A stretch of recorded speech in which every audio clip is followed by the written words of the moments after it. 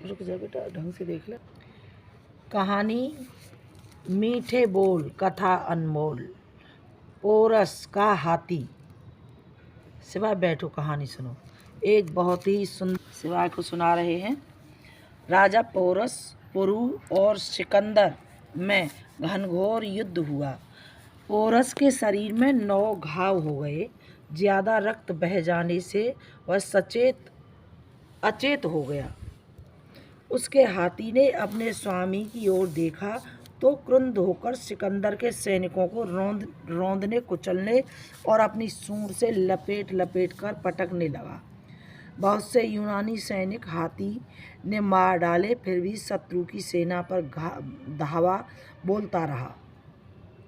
आखिर उसके महावत ने अंकुश भौंक भौंक कर उसे वहाँ से हटाया, क्योंकि घायल पोरस को उसी हाथी पर लिटाकर वहाँ से ले जाना था। हाथी को हटते देख सिकंदर ने उसके पीछे अपना घोड़ा दौड़ाया, किंतु पोरस के सैनिकों ने सिकंदर पर इतने बाण बरसाए कि सिकंदर और उसका घोड़ा दोनों अचेत होकर वहीं गिर गए। पोरस का हाथी अपने स्वामी को वहाँ से सकुशल निकाल ले गया।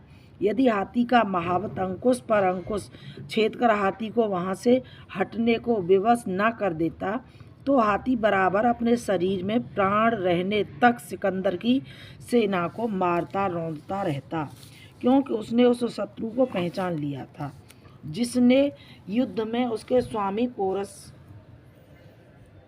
पर प्रहार किया था। इससे यह सिद्ध हुआ कि हाथी घोड़े भी मित्र शत्रु की पहचान करते हैं, करने में गलती नहीं करते। ऐसे यूनानी सिक्के बाद में पाए गए जिनमें सिकंदर और पोरस के युद्ध की यह घटना अंकित की गई थी। सिकंदर की मृत्यु भी उस युद्ध में लगे भयंकर घावों के ही कारण हुई थी।